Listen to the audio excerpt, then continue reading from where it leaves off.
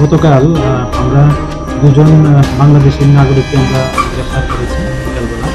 তো তারা অ্যাকচুয়ালি অবৈধভাবে আমাদের ভারতবর্ষে প্রবেশ করে।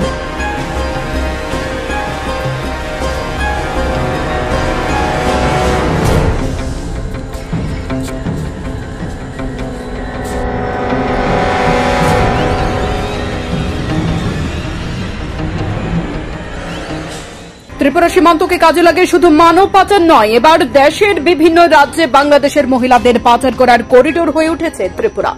বৃহস্পতিবার 2 বাংলাদেশি মহিলাকে আটক করা হয়েছে। তাদের নাম ফিরোজা খাতুন, বয়স 22 বছর, এবং অনামিকা আক্তার, বয়স 20 বছর।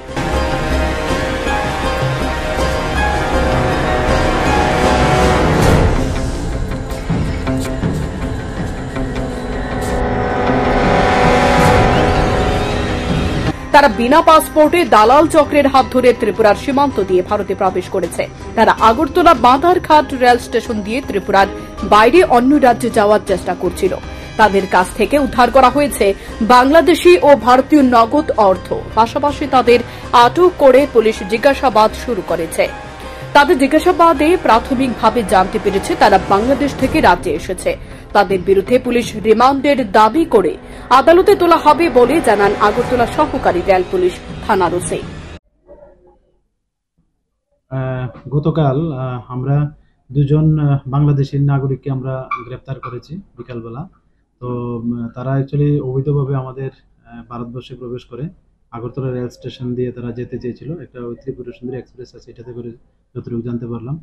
তো ওদের নাম জিজ্ঞেস করলে বললো একজনের নাম ফিরোজা খাতুন আর একজন হলো অনামিকা আক্তার। তো গতকালকে আমরা একটা আমাদের আগরতলা জিআরপি থানাতে একটা তাদের এগেনস্টে একটা মামলা নিয়েছি। তো আজকে আমরা তাদের মহামান্য আদালতে প্রেরণ করব। কতজন ছিল টোটাল 2 জন ছিল।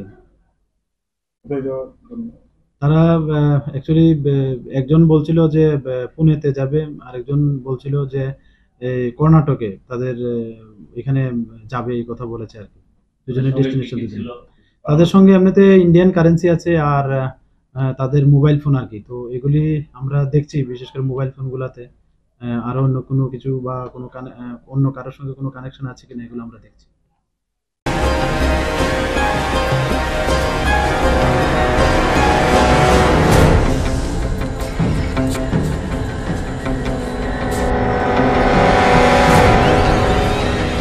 তবে গত কয়েকদিনে লক্ষ্য করা গেছে যারা বাংলাদেশ থেকে বেআইনিভাবে ভারতের ত্রিপুরায় প্রবেশ করেছে তাদের মধ্যে সিংহভাগ মহিলা।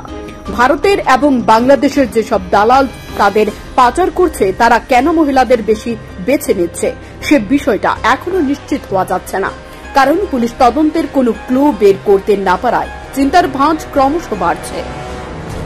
সান্দন টিভি।